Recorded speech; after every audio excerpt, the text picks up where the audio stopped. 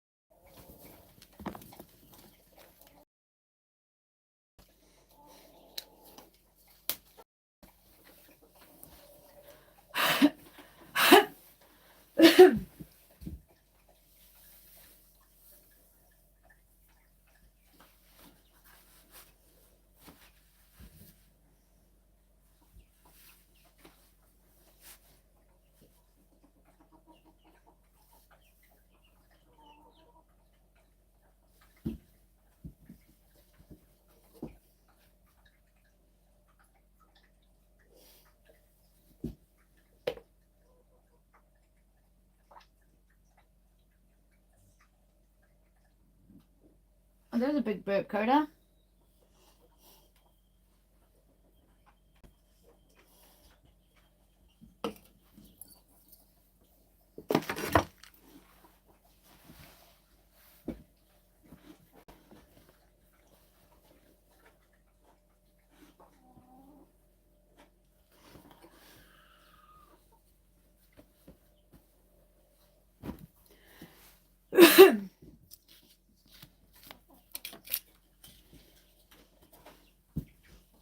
You need some more water?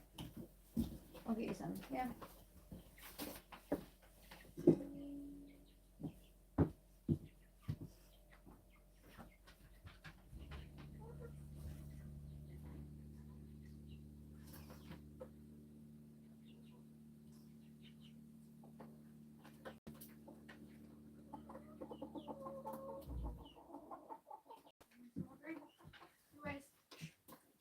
You Weasel.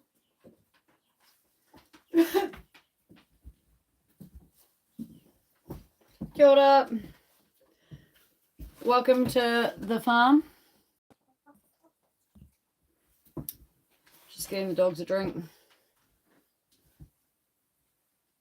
Throw the chickens some food and get them out of the doorway.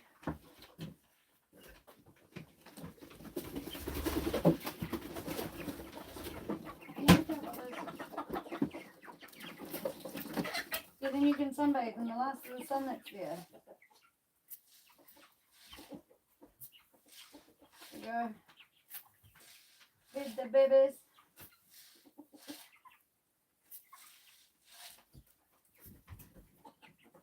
Way too many animals out there if you ask me, but this is what we do out here at the Boondock Rescue. And if you have no idea where you are, you found yourself in Northland, New Zealand, guys. Rural as all hell. Not a neighbour in sight. Not a neighbour in sight.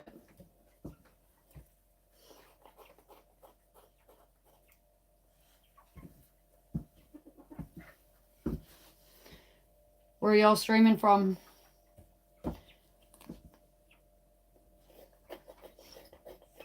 We're going to have an epic sunset here. And by we, I mean me and all these animals here. Because it's just me, myself, and Irene out here. Outside, we've got a 270-degree view of just hillsides. It's beautiful. And the only mountain higher than us is the one that you can see right there. That peak. That's it. Ain't no mountain high enough for this place.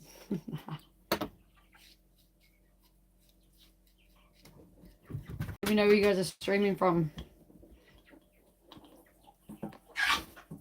What time is it where you guys are?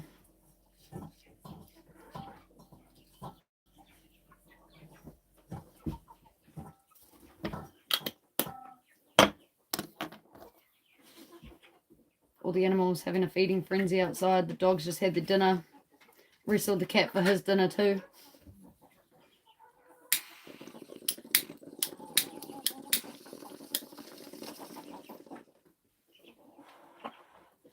I'm about to see if this battery at my doorstep has enough charge to hopefully start a quad bike soon.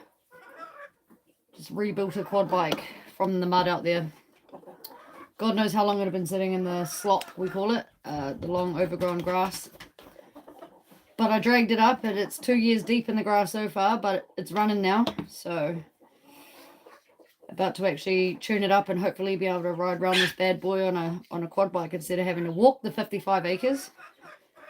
We might be able to upgrade and have a bit of a quad bike. Now, it is only a baby quad. Don't get too excited, guys. It's a baby quad. But if you're seeing the size of me, I'm pretty much like little as anyway. So, you know, me and a baby could probably fit.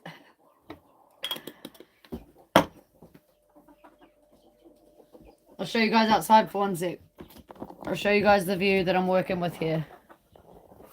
I lost count, but this is just a few of them. I can tell you right now we have 7 babies and 6 roosters, but I have no idea how many hens. I'm sorry, I can't tell you. This is our view, guys.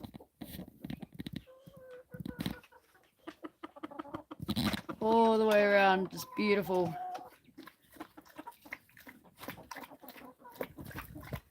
That is what I like to call a beautiful winter's day in New Zealand. Lol, how many did I start with? I started with 1 chicken and 1 rooster that we rescued from the side of the road. Yep. So y'all that be thinking about getting some chickens, just remember, I started with 1 of each. And this isn't even all of them. That's not even close to all of them. I'm not gonna lie. Yep. They are definitely breeders. What can I say? But yeah, it is a beautiful view. Even when it's raining here, like, it's still beautiful, because in all the valleys that you see out there, it just gets filled with cloud. And we're so high up, as I said, that mountain range over there, the one in the furthest distance, is the only one higher than us. So all the rest of it gets covered in fog. And I'm not going to lie, it kind of feels like us and that mountain all the way out there are just floating islands. Hercules started laying. That's the first hen that we had. That's what we called her, Hercules. She started laying within like 6 weeks of actually coming here. So over there, you can see like a completely off-grid build chicken coop. It's fully like on the outside, just a few sticks of wood, and inside there's another chicken house. At first, Hercules and the rooster lived in there, and then as soon as she had babies, we felt like they should just free range because we have 55 acres here. So we let them out, and then that happened. All the rest of those happened very quickly. And in season, sometimes, like, where's Phoenix? She's not here right now. Oh, yeah, no, she is. She's the cool one. She's got green feet, this chicken down here. She's the mum of all these little, well, they're not so little now, all the babies that you see. She's the mum of them. But she had another clutch just before that. So her babies are probably only, I don't know, 3 months apart. So we get maybe 3 clutches from her a year if we let her sit on her eggs, if we don't find them. Do you leave any eggs in there at all for them to keep laying? Because here, free ranging, if we'll find like a nest of eggs that they've put wherever, and we'll take 2 eggs and put dots on them, and we'll leave them there for like 6 weeks. And then in 6 weeks, we'll swap out another 2 eggs, put 2 dots on them, and throw those ones miles away because they'll be rotten. But if we took all the eggs every time, they wouldn't go back and lay there. So we have to leave eggs behind in their nest. Whereas when they were obviously lived in the coop, she had nowhere else to lay but the coop. So I guess it depends how you house your chickens. Do they free range, or do you lock them in their house at night? Because these guys, they don't get locked in anything at night unless they accidentally lock themselves in there. Which does happen because chickens be silly. Yeah. Depending where you are, I suppose you guys probably maybe have more predators. Like we do get stoats and rats that come and steal the possum, steal the eggs. And I swear some cheeky possums might try their luck if the eggs are just in a nest outside of the coop. But yeah, I've seen videos on raccoons. They're pretty ruthless. They take ducks and all sorts of stuff, hey, like they're crazy raccoons. But they're quite big. They're like the size of a cat too, hey. We have possums, so they look different to the opossums. They look uglier. They look way more feral. I could show you half a possum. The dogs, every day we go for a walk into the bush down the driveway through 50 odd acres of bush every morning. And they come back every morning with their own possum. And at the moment, there's half a possum in the yard. 60 pounds. Sheesh. That's a lot. That's big. Can you guys eat them? Are you allowed to eat them? Or shoot them?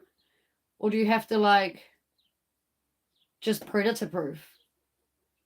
Because here we're allowed to shoot possums. Possums are not native here. They're native to Australia, the possums that we have. So they kill our kiwi, our kakapo, all our native everything, and our bush and stuff. So we're allowed to free reign any day, time, however you like, with a stick, a gun, dogs, whatever, you can hunt possums. Yeah, it's a bit like pukeko here. People, I think we're allowed to hunt them sometimes, although they are, I think, maybe native. I'm not sure, but they're a pest to farmers. So depending where you live and what they're doing, there are limitations on shooting pukeko, I think, but we definitely don't eat them. Oh well, at least you're allowed to kill them if they do come near your stuff. But yeah, would be a wise idea to keep them locked up at night because yeah, they'd be stealing anything they can. 100%.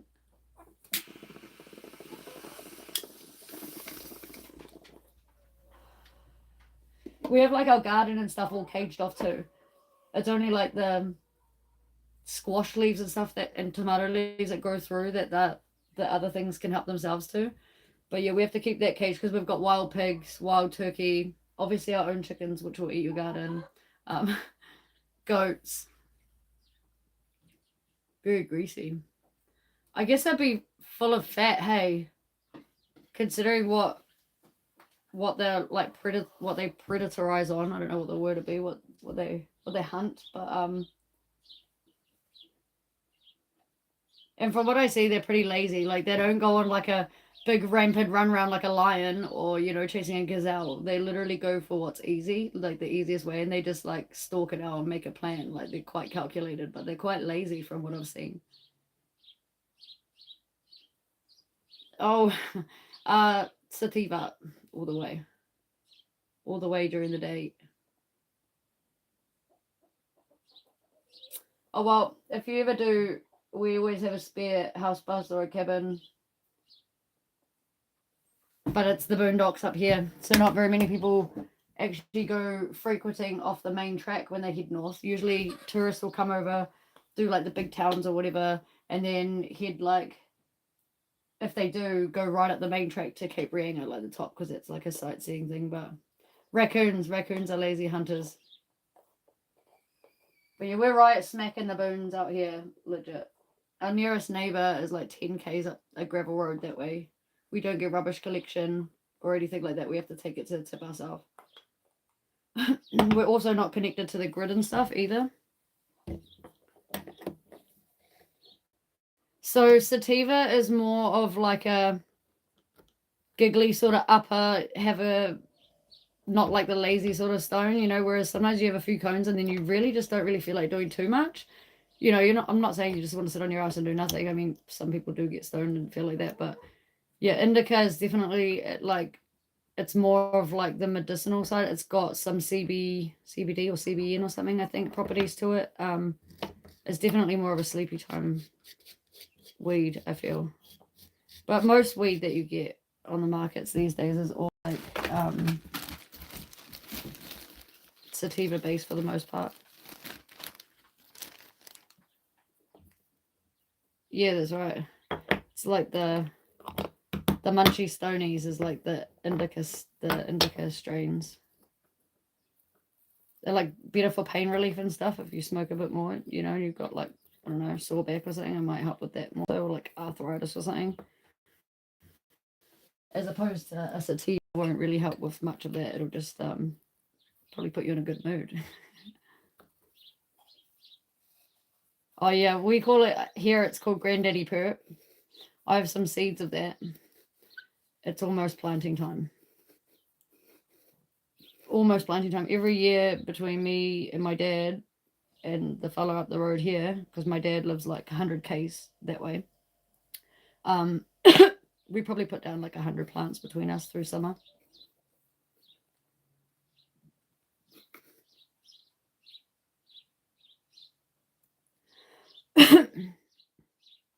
Oh yeah, fair. Yeah, I smoke weed. I went through a home invasion.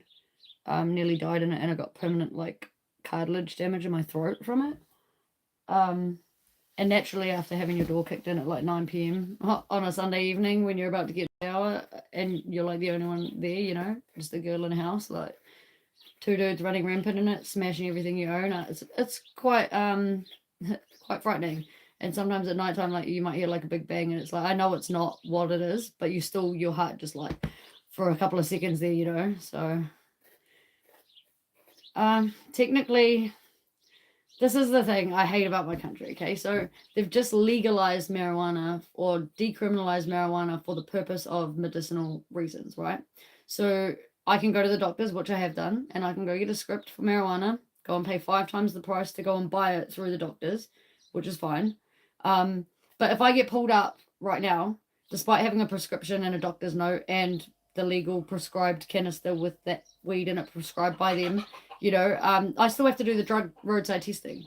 Now, what happens from that? Okay, they decriminalized medicinal marijuana to free up our government system and the court system and blah, blah, blah. It's made it 5 times worse because now, despite having all of these ticked boxes and all the right stuff, I still have to do the roadside testing. I'm still banned for driving for 24 hours despite having all of this stuff to prove that, hey, I also have to go to court. I get a court date. I have to go to court. And then in court, I then have to prove that on that particular day, I was smoking that particular strain from the doctors and it wasn't like picked up on the street as black market weed or whatever. Like you have to prove that that's what you were smoking on the day that you were pulled up. And now how the fuck are they going to prove that this many months later? Like, how are they actually going to prove that that was grown in that lab by that person and not by somebody else anyway, even if it was by somebody else? You know what I mean? So despite it being legal here, it's still actually so far from legal, and the legalization side of it has actually made it worse. It's so fucked here. It's so fucked. Honestly, it's so fucked. You go through court for like a brand new bong and empty grinder that's got no weed in it, and spend 3 years going through court to end up having it thrown out the door because it was a waste of their fucking time. But how much money and time has that cost multiple people, the court system, the judge, or the power to run the building for that particular slot you're in there? Fuck, honestly, it's a joke. It's actually a joke. Costs hundreds of thousands of dollars for all this bullshit to be decriminalized in the first place. And then they're still spending hundreds of thousands of dollars on the bullshit that they decriminalized by it's still not really actually being decriminalized at all. And no one to this day can actually tell you what happens fully once that process of being a medicinal marijuana user, being gone through that system, court, whatever. No one knows the end result yet because no one's actually reached that point yet because it's so new in our country and it takes so long to go through our court system that it's going to be 3 years before anyone actually finds out. So give it another year and a half, then we'll actually know what happens to these first lot of people that go through the court system with all their boxes ticked and find out if it just gets thrown out or if it doesn't actually stand any grounds and they still get sentenced like everybody else. We are yet to know. Yeah. Yeah, you will do time for weed. Like, if you got caught with an empty bong and an empty grinder, you're looking at 18 months in jail. You won't serve that, but they could put you on home D for like 3 months and give you a big fine. You know, not to mention take your brand new stuff that's never even been used yet because you've just picked it up from the shop, but they don't give a fuck. Like, it's under the intent to use and misuse of drugs act or some shit. Like, yeah, it's fucked. It's so fucked.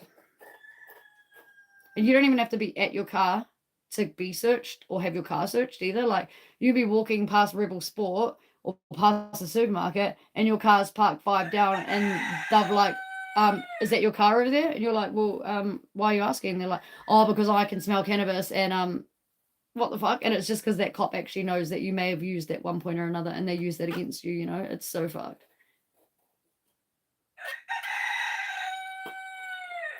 Yeah, that's right. Yeah.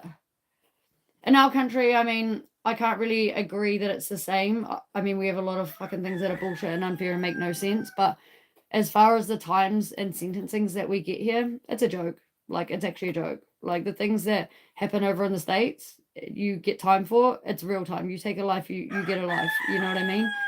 You damage somebody through SA or whatever, any sort of physical or whatever contact that's not okay, you know, you get done for, and you can do time for. So much as like shoving someone or hitting something that somebody's holding, you can do time for over there. Whereas over here, like, you have to actually, even if you've got like your whole face split open and it's just an argument between you and your neighbor, and there's no public interest in this case, the chances that they're actually even going to cop an assault charge, fuck off. No, they're not. They're not going to cop an assault charge. They're not going to, nothing. The cops will be like, it's your word against theirs, get camera evidence, provide more information, get more witnesses. Like, it's actually a joke here.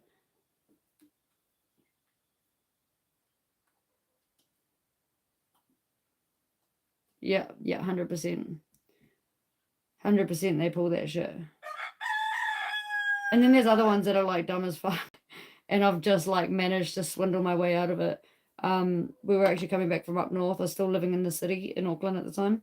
So it's going back like 6 years. And so this is before anything was even looked at being legalized, you know, as well.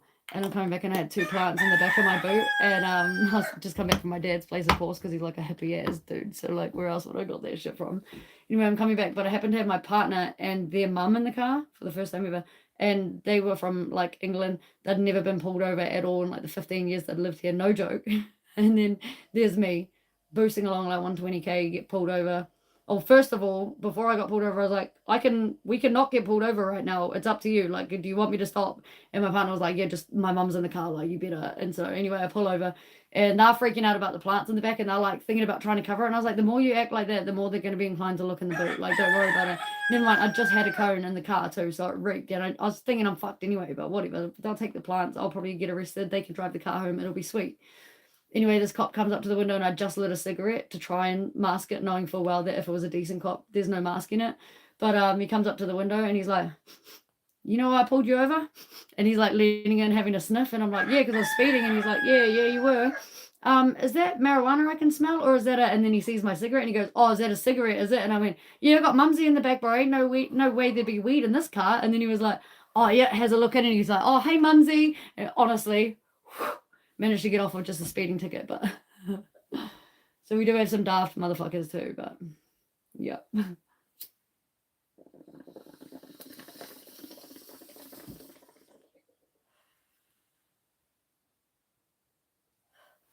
know, but like at a place fully like harvesting some plants, like would have reeked like no tomorrow, you know.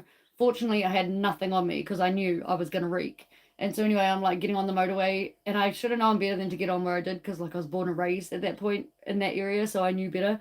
But anyway, Friday night I get on at like Checkpoint Central, and sure enough, there's a fucking checkpoint there. And so I just go through it knowing full well that they're gonna want to search me and stuff because I reek, you know. And he comes up to the window and he's like, "Oh yeah, where have you guys been?" Straight away he's smelling it. And I was like, "Oh, I was just at a party. They were smoking some blunts, and I thought, fuck, I'm a tradie. I can't be around that shit. I gotta go home, mate." And he was like, "Oh yeah, okay then. First of all, though, I'm gonna search your car because like there ain't no way there ain't weed in this car." And I'm cracking up laughing, and I was like, "Nah, bro, I was just standing downwind, like trying to like talk it up. I didn't really want to tell him that I'd been harvesting no fucking plants, now did I?" And then he would have wanted to know where. So anyway, I was just trying to like palm it off that I was standing downwind to this butty ass blunt. And he like gets me out the car, starts searching the car. 2 minutes in, he comes back up to me and he starts sniffing me all over. And he's like, "You know what? Yeah, as soon as you got out of the car, it didn't smell like weed no more." So yeah, I'm inclined to believe the story this time. And another time I was like, but he couldn't have got me for anything other than obviously fucking trying to force me to tell them where I'd come from or something. But ain't no way I was telling that up. Yeah, I got a few homemade fucking bongs here. A couple. This bad boy. And then there's this fucking old jam jar. Funny, yeah.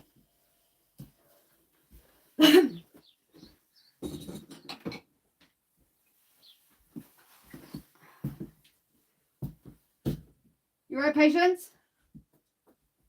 Oh my god, she's just standing there staring at me. Fucking hell.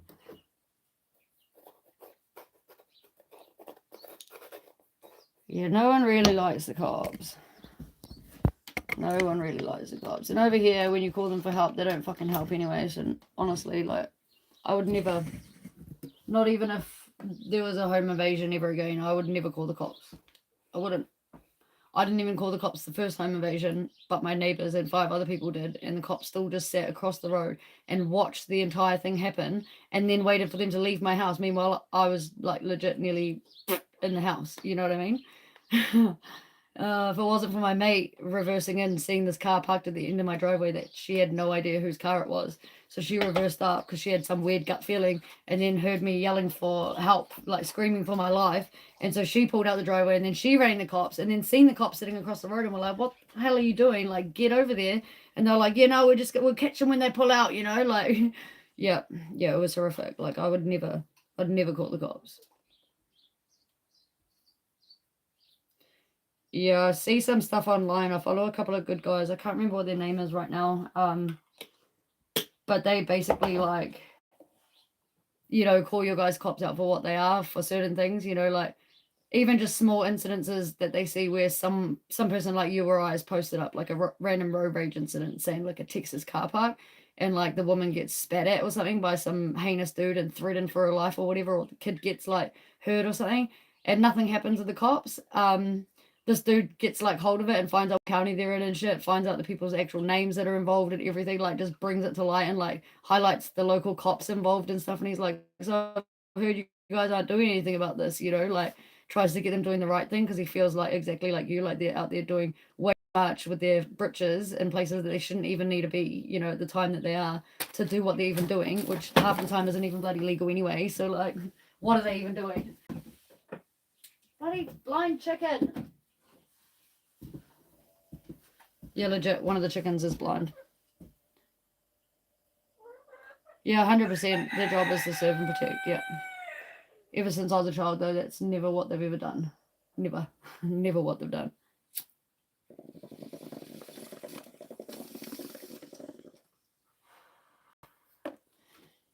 I ended up raising my 2 teenage sisters because the New Zealanders are no good. They don't do their job when they need to. We don't need to lose anybody else to statistics because the police don't do their job, It's just sad. It doesn't matter what colour we are, what nationality, where we're from. It's all the same. We're all people, and when you cut us, we all bleed the same. So why do we all not get the same treatment? But all day, if it's their kids or their family or something that it's happened to, they'll be in the right place at the right time doing the right stuff to make sure that those people go away for whatever, And it's just the random Jane and Joes, like, no. They're blind, like legit blind. Come here, Ginge. That's why you can catch her like this. Look at her eyes, like white. And it doesn't blink. She never blinks. She just walks around staring at you all day. It's creepy as hell. We only have one white chicken. All the rest look like those ones. What is he? He's a bantam rooster. Yeah, fully blind chicken. But tell me how this blind chicken knows how to get in the house every day, knows where the door is, knows where the water bowl is, even when I move every day, or they knock it over and I refill it somewhere else. Like, how does she find everything?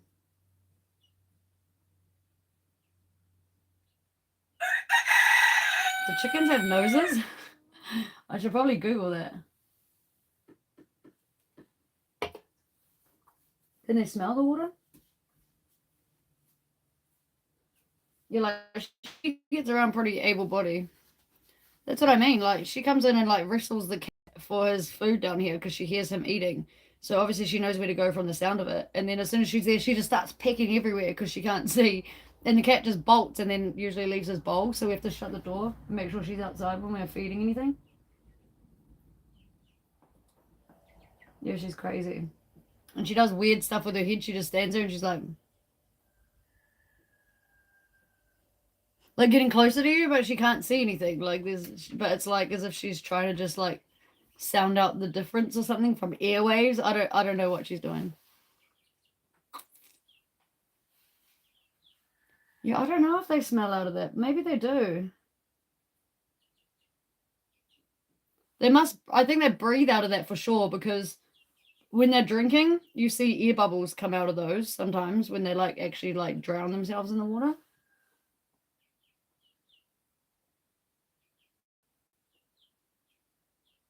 She does get picked on by the other chickens though, so she pretty much just lives in here. Her name's Ginge. All the animals, every animal here has a name. Like, I lost count at like 28 animals. Yeah. But as they each come up to you, like you know which one's what, you know what I mean? So, but yeah, I lost actual count at like 20, 28. So my dog Casper, she actually lives in the Waikato because there's no fencing here and she's mischief. She's a scavenger, like, and not in the way like eats and does gross things. I mean, like, she's like a kleptomaniac. Like, she will roam and roam and roam until she sees something that she thinks is useful to you, whether it's somebody else's sock from 10 Ks down the road or a bucket because she's seen you use a bucket one time. She will bring you back something from somewhere, you know, so we have to have fences with her around. But she, at first, the first time she was around chickens, she did try and bail them up, and she's a pit bull cross Shar Pei, which is two fighting breeds. So she did try and bail up chickens a fair few times, but 3 days in, she knew she could not touch a goddamn chicken, but she could touch the rabbits and rats. Like, she knew full well that she could go ham on those. And she'd round up the sheep. The weirdest thing, she would go out there and round up the sheep, and then she'd just stand there in the corner looking at you like, where do you want them? And I'm like, bro, we didn't want them at all. Like, we didn't ask you to go get the sheep. Like, that's where they live, bro, in the paddock. What do you mean, where do we want them? Think we're gonna take the sheep for a ride? And like whenever you bring back a new goat, at first the dogs like have to tell the goat that it's their house. So the dogs will go up to the goat and just bark with all their shackles up, like half a foot from their face, just like barking, like, I'm the boss, and like, bucket her at all. And then they're like, yeah, okay, yep, you know who's boss now, and then they'll like wander off. No, my dog that rounds up the sheep, she's just the Shar Pei cross pit bull. It's the weirdest thing. She puts us Maldies to shame with her diving. No joke. Like, she dives so long to the bottom of things and so deep that I'm about ready and have done taken my clothes off to jump in after her because I think she's got her collar caught or something and she's drowning at the bottom of the pool. And then she comes up and she's got like one tiny stone that she'd eyed from like the top of the wherever she was. And she'll jump 8 meters off things into water, like scare the shit out of me, dog, man. Yeah, she's a good one. She's crazy for a pit bull and a Shar Pei to want to swim and dive and herd sheep on her own. Yeah, it's bizarre. It's bizarre. But baby goats and stuff, yeah, she like acts like she wants to eat them, so she'll like run at them like she's all aggressive, and it scared me the first few times. But then she just stands over the top of them and like protects the littlest one, and she just like walks around like wagging her tail like, yeah, this is my baby, this is my baby. And I don't know if it's just because like the baby goats she's been around have been white goats and she's a white dog, whether she attributes, maybe she thinks like, I don't know, but she's funny. She's a funny one. Yeah, golden retrievers usually love the water. Staffies usually love the water too.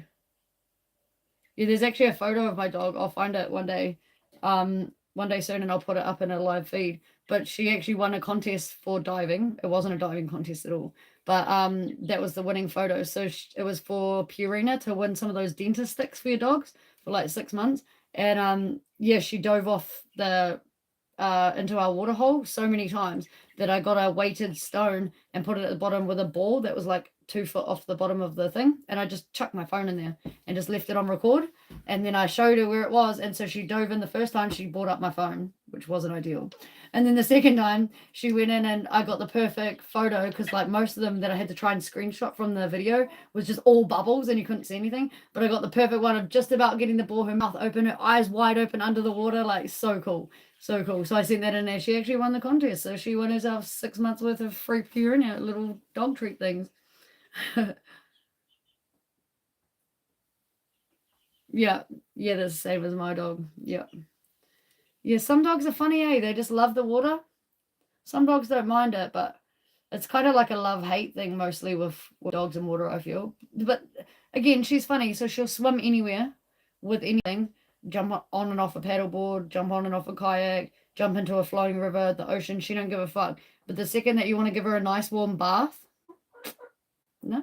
And we don't even use chemicals. We don't even use chemicals. It's usually just to rinse the shit off and then just louse her with some coconut oil and then rinse it out. You know what I mean? It's not even bad, but she's just like, no, my life is over.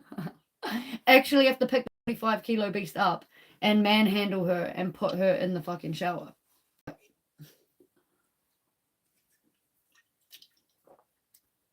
And we got her this baby pool for a while that she used to love. And it would fill it up with like all her toys, because it would give them a good clean as well. And then one day I thought, fuck, while she's in here playing, I might just see if I can give her a bit of a bath. I played in that paddling pool ever again. She was like, no, it's a bath. It's a bath. I was like, I promise you, I'll never wash you in it again. We'll even get you new flash toys for it. She was like, no, it's a bath. Like legit would take a wide berth around it and like scooch up next to the house, because she would not go anywhere near that freaking paddling pool after that. Done ruined it for her. Too funny. Bought her a splash pad once and she was scared of it. Like, so as much as she loves water and diving and scaring me half to death, thinking that she's gonna run out of air down there, yeah, she's sort of water phobic. She doesn't like safe, sensible water play. She just likes adrenaline-filled water play, I think. But I've had a few dogs in my life, and I've never once, not once, have I ever had to buy them a life jacket. I had to buy her a life jacket because, not because she's a bad swimmer, but because she was such an avid swimmer. I was worried that one day she would swim out so far, because, no joke, 2Ks sometimes, 2Ks. She'd go out into the ponds, around the corner, you can't even see her. We're like walking through the bush for a K, trying to meet back down to the water to call her. How's she going to have the strength to swim back? And sometimes she didn't. Sometimes she'd have to swim to the edge and then try and find a bank that she could get out. And it used to be my fear that maybe one day she couldn't find a bank and she'd be stuck, and like I wouldn't be able to get to her in time to save her. So I had to actually get her a freaking life jacket.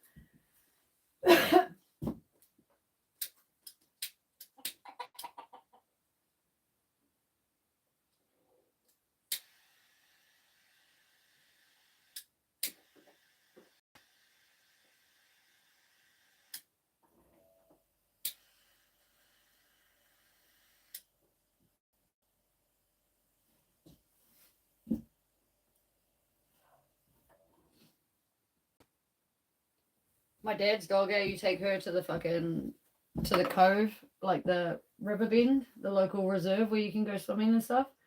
It's so deep. It's like at least 12 meters in probably the deepest part of like the corner of the thing. And it's like real smooth rocks and smooth sand and stuff. It's so freaking cool. We got eels in there that like to come up and try and nibble on their feet, and then the dogs want to pretend that they can try and get it, but there's no way. And there's like lobsters, freshwater lobsters and stuff. But for the most part, like they don't really. If you walk into the water and you stood there, like they'd come up to you and swim around you. But if you're splashing around, they sort of just stay away from you. But the eels are huge. The Maldives will eat the eels, smoke them. But no crocs or like anything like that. You have to be careful if you're near inlets where like salt water meets fresh water, because you can, I think it's the Mako shark, the small one, it can come up some of the estuaries like a certain way, before it gets like, it has to turn around. But yeah, so if you're close to any inlets or like any deep rivers and shit that run in from the beach, then you got to be careful. But no, nothing really dangerous. Nothing really dangerous. No. Only in the sea you get like jellyfish, and I think we've got a species of electric eel, and they're just sharks like everybody else. And I think depending on where you swim, maybe some barracudas might be a bit dodgy, but for the most part, no, we're pretty safe. It's a pretty safe country here. I mean, you can walk for miles and miles and miles here, like over 100 Ks. You can walk and not encounter any predators during the daytime. However, you walk through this particular area at nighttime, and you'll want to have a stick, some good sturdy hiking boots on that you can quickly jump and climb if you need to, and a good high-powered torch, because there are wild pigs, a load of wild pigs, massive boars, like 300-pound boars. Like, you don't want to encounter those motherfuckers or come across their wallows or anything. And we've got at least 100 wallows, pig wallows on the property, like in our bush. So you don't want to encounter those at nighttime when they're like all active. I don't know where the pigs go during the day, but honestly, the earliest I've probably ever seen a pig is about nowish, like 4 or 5 o'clock in the evening.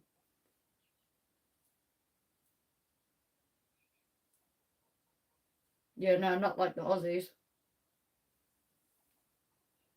Like, they got snakes, everything. I mean, we do have dangerous spiders. We've got the katapo, which is like the redback, but that's only really found very rarely near the beaches and really long grass and stuff. But for the most part, you're not actually supposed to walk through them because there's protected sand dunes. So if you are sort of lingering in those areas, it's sort of your own fault if you get bit. And then we got whitetails, but they both came from Australia anyway, came over in containers, and we just never got rid of them. And whitetails can leave like a real nasty bite. I think it's only killed a couple of people due to infection from not being treated, but it can go quite gangrenous if like it's dirty or has any other has been eating what are they, those daddy long legs, the really poisonous ones. If they've eaten any of those, they can make them really toxic, and it can make us really, really sick. So in most cases, if you get bit by a whitetail here, you need to just keep an eye on it, and then if it goes sort of a bit like crusty or anything within 24 hours, straight to the doctors, because like it's not getting any better from there. But if it doesn't do that within 24 hours, generally it's just a standard old whitetail bite, and it's just going to be itchy and really like gross for a few days. But sort of looks a bit like ringworm almost, but the inside of the flesh changes color, the whole part of it, not just like a worm ring. Do you know what I mean? Have you ever seen a ringworm?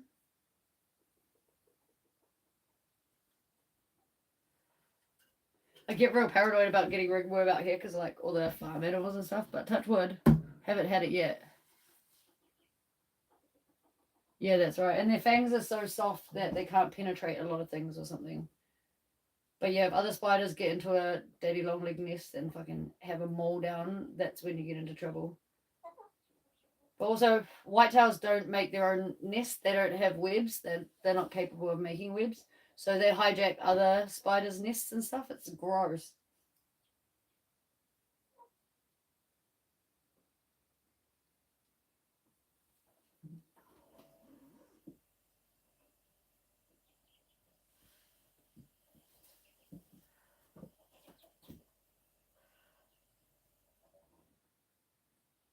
We've got like 45 minutes for the epic sunset. Maybe half an hour, depending on, but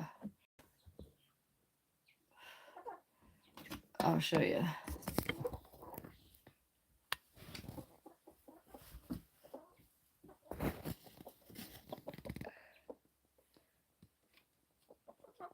Wolf spiders. I've never heard of a wolf spider. All the chickens are sunbathing too.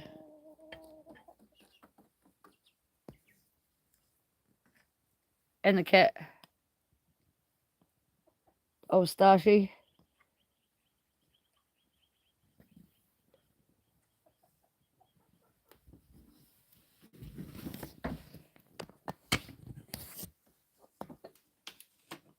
Are you in Texas as well, or a different part?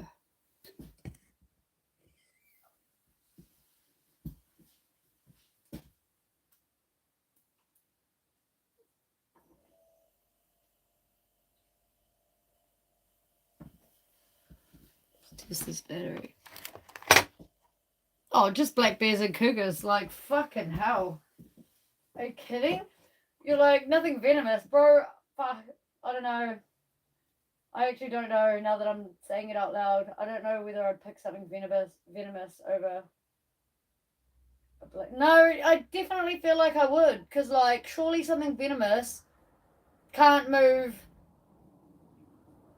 as quickly or break through your door like a cougar or a fucking black bear. Like, what? You certainly sound like you would prefer a black bear or a cougar.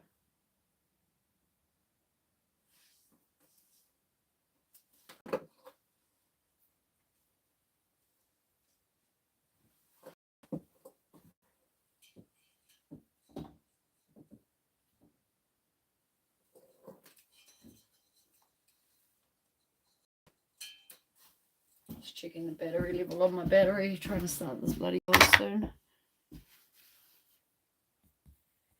Washington. I have a cousin in Texas. She was on Texas radio for a while. A brown bear's worse than black bears? Yeah, mosquitoes here are horrible too. Isn't there like a saying with bears, like if it's brown, get down, if it's black, fight back or something? I don't know. Maybe that's just like movie talk. I don't know where I heard that. Actually, no, I'm saying that. I don't know. That looks bad. There's actually a recycling bin there.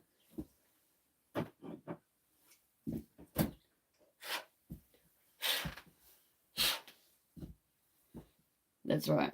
That's right. I thought it was something like that. To be honest, if I encountered either in the wild, I really think that's the last thing I would think about. Yeah. I think I would just fucking run.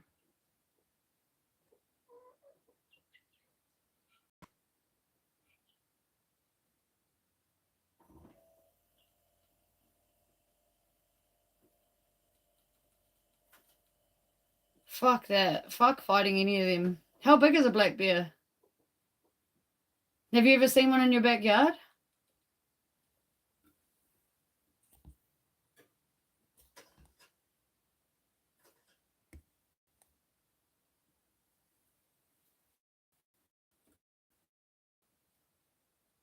Shit, how fast can they run? I know how chicken can run, trust me. Rainbow, the fucking rooster here, is the reason why I know that. 200 to 600 pounds. Holy shit. I don't even know what I weigh in pounds, but it's definitely nowhere near the smaller figure there. I'm sure of that. Oh, yeah, no, I'm definitely not that quick. I'm not that quick. I'm definitely not that quick. Especially if I'm caught on the farm in gumboots and trackies. Like, I'm definitely far from that quick. How do I know? Because I Googled how fast can an average human run and how fast can a chicken run. And on average, a human can run about 15 to 17 miles per hour or whatever, and chicken can run like 15. And I'm thinking I can run faster than an average person, and I know that because that used to be my forte, the 1800 meter sprint, bro. I can definitely run faster than the average human. Tell you what, that chicken caught me and some, like 7 times on the way up the hill when I was running away from him. And yeah, I learned very quickly that in gumboots, track pants, and a big sweater and farm jacket, I am definitely no average human runner. What, they fucking climb? Nah, see, nah, no, fuck no. See, now you're talking a different language. Like, that would have been the only defense that I had was to, like, super, like, fast sprint off, out sprint them off the mark, and then just fucking up a tree, you know? Oh, nah, see, nah. Like, your fucking door is not going to save you from that. And they say fight back if it's black, and they weigh that. No, fuck, what are you going to do? Pimp slap that nigga? Be like, yo, yeah, I won that one, bro. Like, Not even a kangaroo, mate. You see the Aussies be scrapping kangaroos in the street? No. Like, I'm sure a kangaroo doesn't weigh as much as a black bear, and you're supposed to fight that back. Fucking what? Who set this law? Who made that rule?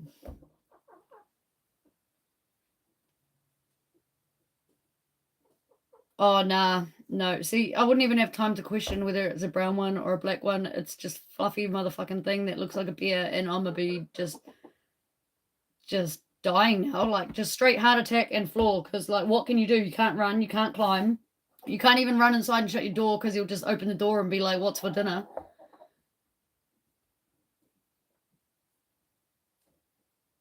You wouldn't want to fight a koala bear, but you'd give a black bear a good old twaxy.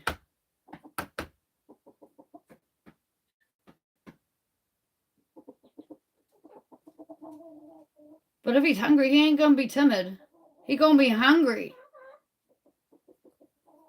Like, and what even are we to them? Like a toothpick of a snack? I'd just be yelling at him like, there's nothing on here. There's no meat. It's all just bones. Like, fuck. Like, what defense would I have? No wonder you all walk around with guns. That makes perfect sense. Like, I'd be strapped too. I'd have like one on each ankle, one on each wrist. I'd have like a bazooka strapped permanently to the back. 100%. Like, how do you open your front door every day?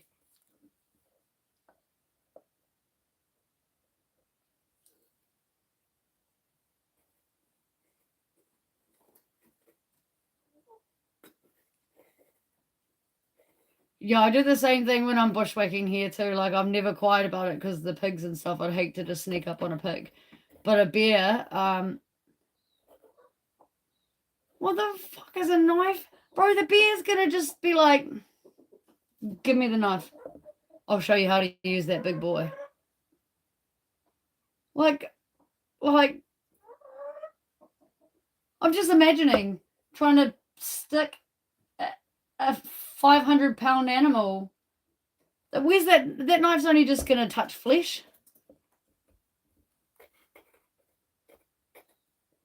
Yeah, fair. That'd probably deter a few things.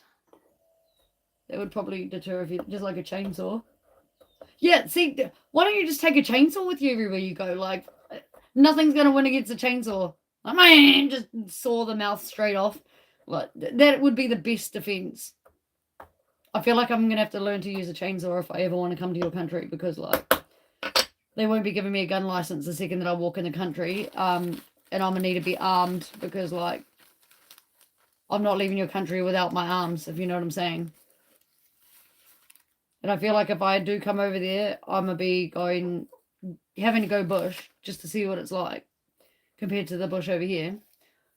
At least for a week, you know, like try and do a feral camp somewhere. And I'm gonna be taking a motherfucking chainsaw, and like all my supplies is gonna be straight petroleum. So I'm just gonna have to find a way to live off the land real quick, because yeah, chainsaw and gas, that's gonna be my supplies. Be perfect for like building a little bivouac and then just saw some like palm leaves off whatever bush you've got, and hopefully get attacked by an animal so we got some dinner.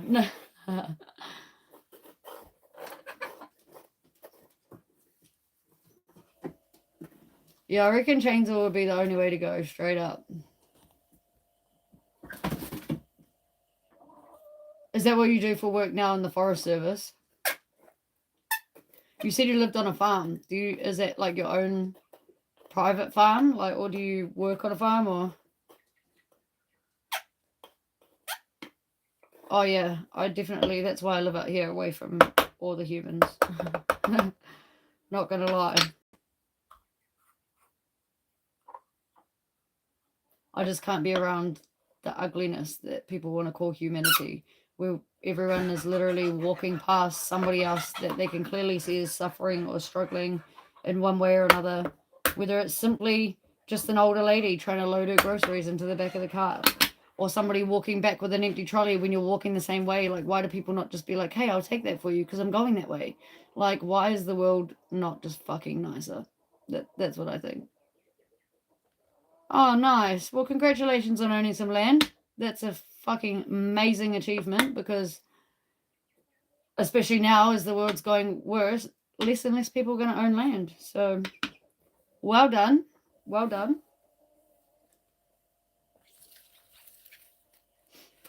10 acres is that's a decent chunk too. Like,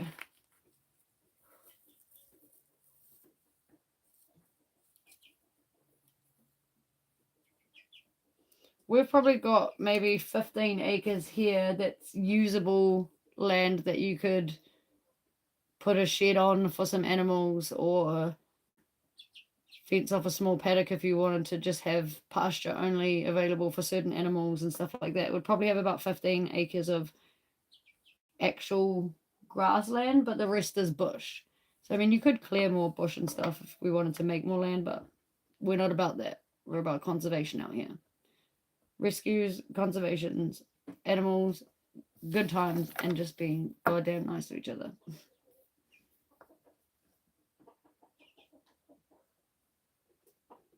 Oh, nice. Oh, choice. Married even. That's two accomplishments. That's awesome though. That's great. How long y'all been married?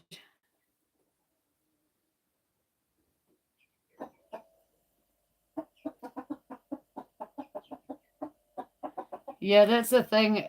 Being like on your own land and depending on what your goals are, whether it's self-sufficiency or just having a general garden to make life a little bit cheaper or rearing some animals, whatever it is, like it's definitely not as easy as what some people have made it look or what you think it is. Like I started with bloody goats.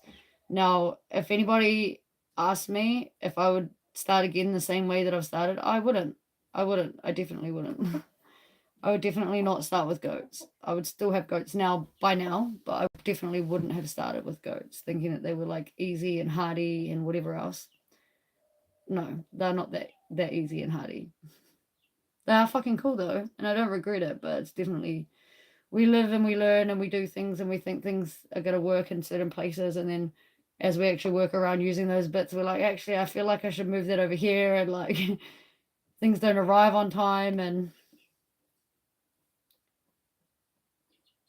yeah, that's the same as me. Like I just started with a couple of pet goats because I just wanted some milk, so I just wanted to have a girl and a boy, and then it ended up people just ring me and be like, I've got an animal that's struggling, or fucking my pet's pet died and it's by itself. And well, here we are, all these mouths later.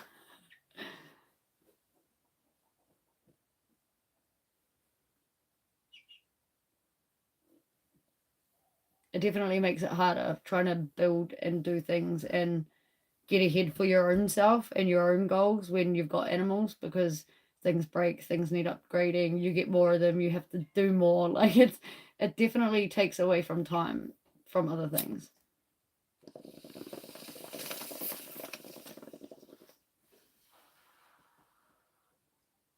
And again, it's not me complaining at all. Like I'm not complaining. I'm just saying it's not as simple and straightforward as what you always hope and plan. And as much as the planning and stuff can go into things can always just not necessarily work out the lay of the land or whatever it is.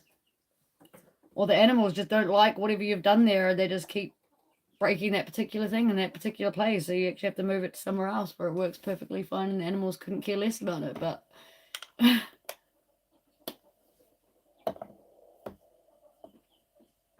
oh yeah, that's choice. That's cool. I'm actually a qualified master painter.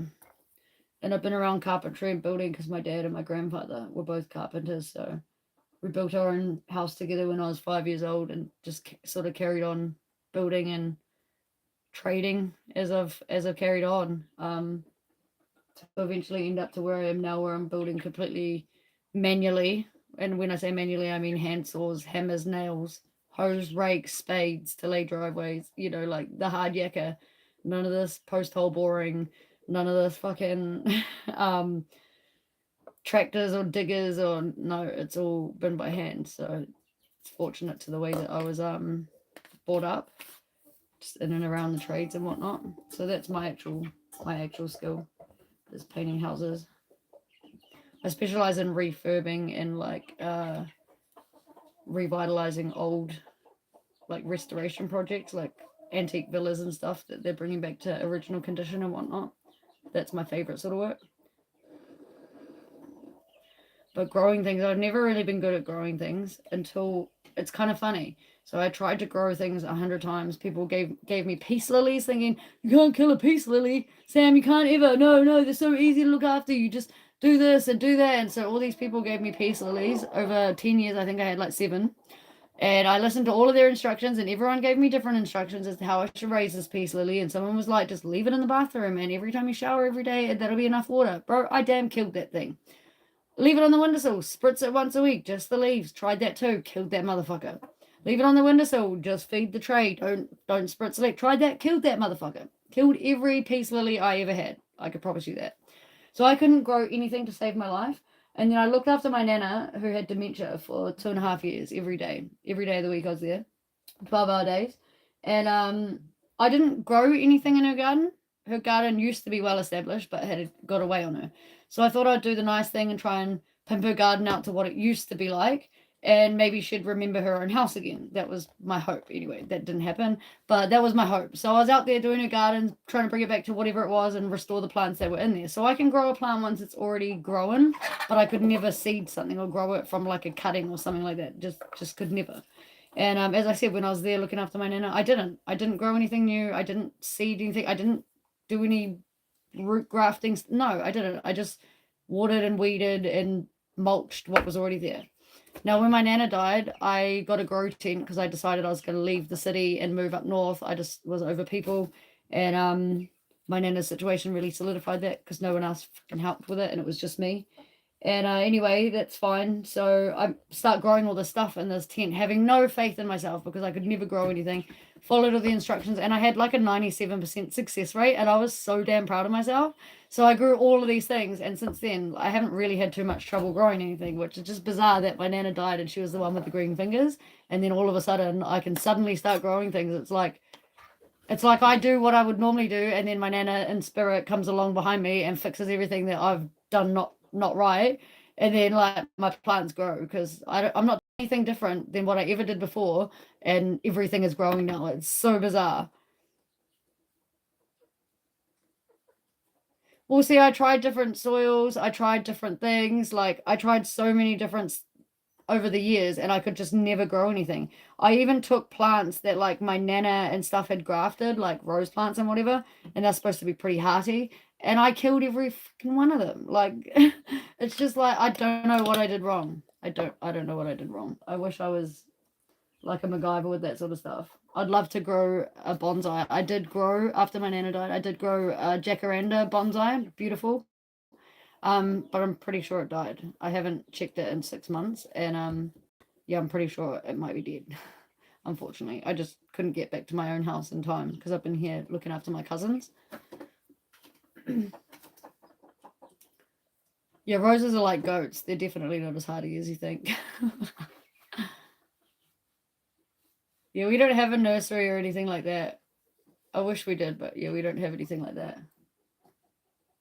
Yeah, I grew my bonsai for like 2.5 years, and then I've left it alone for the last 6 months. So I feel like the weeds would have grown up the table that it was on and overgrown it, and with the grass we have here, it would have eaten the roots of the plant because it's only a small root base for the bonsai.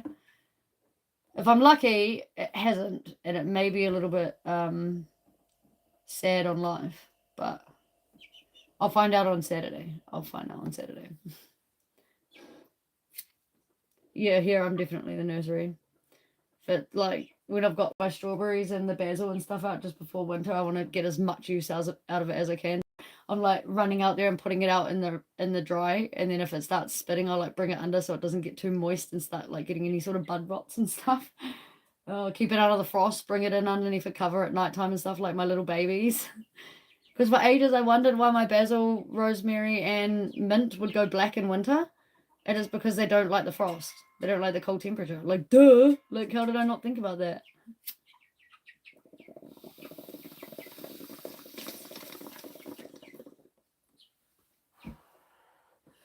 Well, so far, to be fair, I've only really planted like the basics. I've done like tomatoes, eggplants, courgettes, chocos, strawberries, blackberries, blueberries. What else have we done? Oh, the old carrots. Basil, my basil never dies. Like, that is so drought proof, it never dies. I set myself up with success for that. And neither do my strawberry plants, they never die either. Like, even in the frost, like, they survive. The destroyer plants, I mean. But yeah, I've just really done the basics, and so those seeds haven't really needed anything special. It's just been like chuck it in this deep and water so often and keep in this sort of sunlight.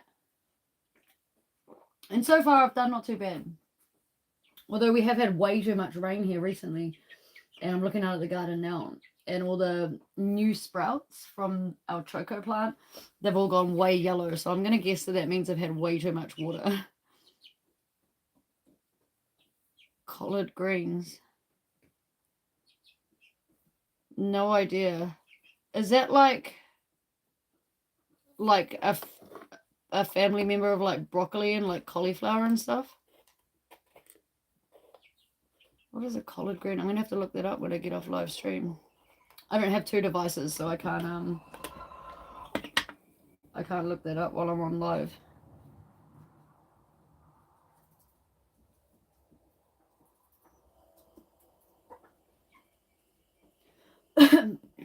But I am gonna get a pen and write it on my window so I remember to look it up.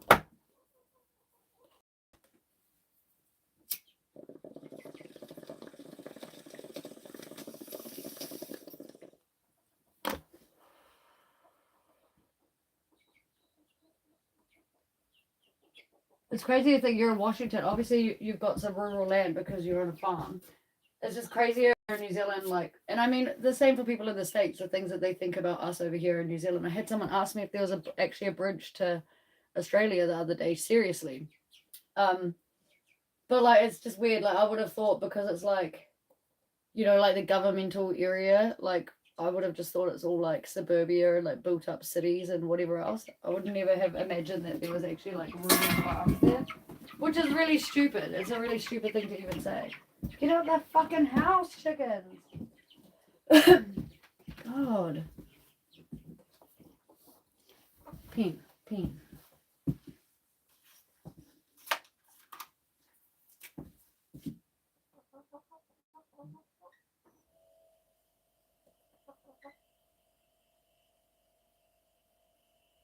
Collard greens.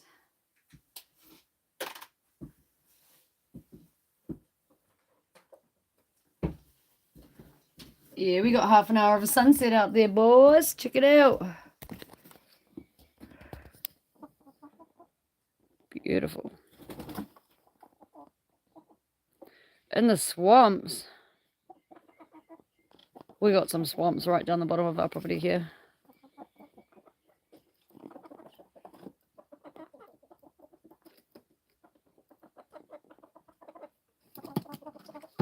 What do you chickens want? It's bedtime, bro.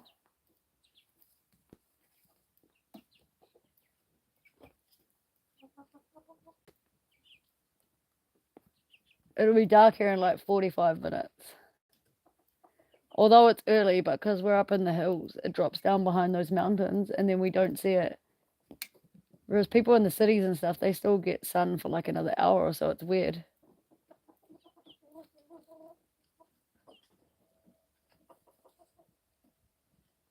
But here it's really cool because we get the sunrise and the sunset because we're right smack bang in the middle and up so high we see both coasts.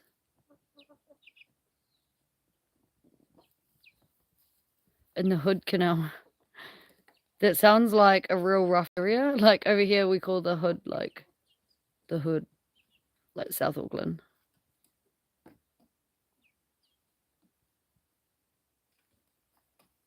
Oh yeah. That'll explain the canal.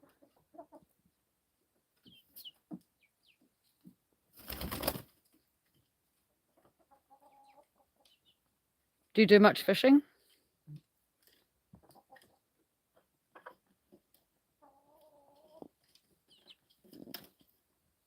budget sound.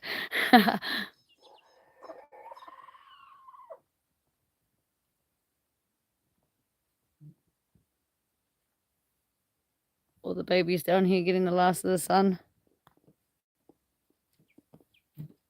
They scared the cat away.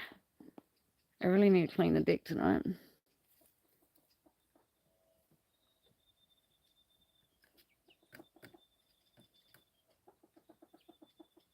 We get flounder in our like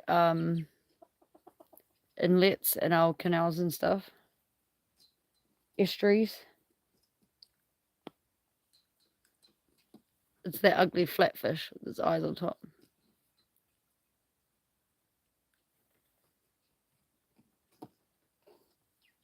Yeah, we get flounder locally here. It's like 20 minutes, 25-minute drive to like a estuary where you can get flounder. And the gas station on the main road sells flounder.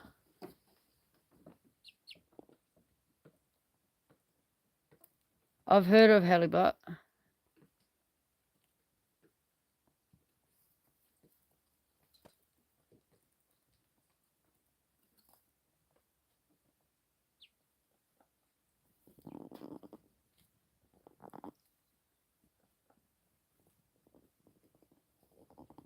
So quiet here right now.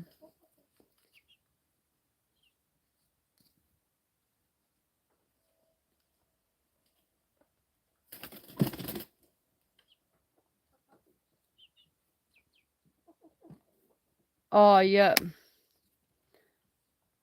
I didn't know what they looked like, but a bro of mine said that he was going to a certain place to go specifically fish for those fish. And then he was going to use them to catch some bigger fish out of deep sea. I don't know.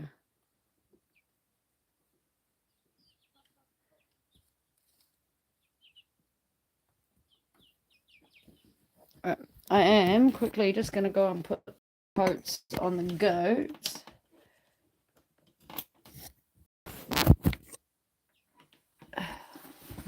I'll try and find reception that you don't cut out. Let's go for a walk. This is the attack dog. He will take your leg off. Hey,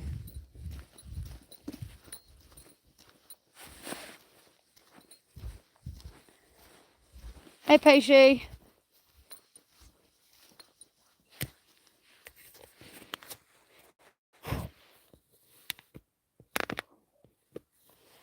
Hold on, we've got a goat here on the camera. One sec. That should be a bit better. Okay, I'm gonna leave y'all right here for a second. All right, sleep well. Catch you next time. Baby. Hello, let's put your coats on. Yeah, let's put your coats on.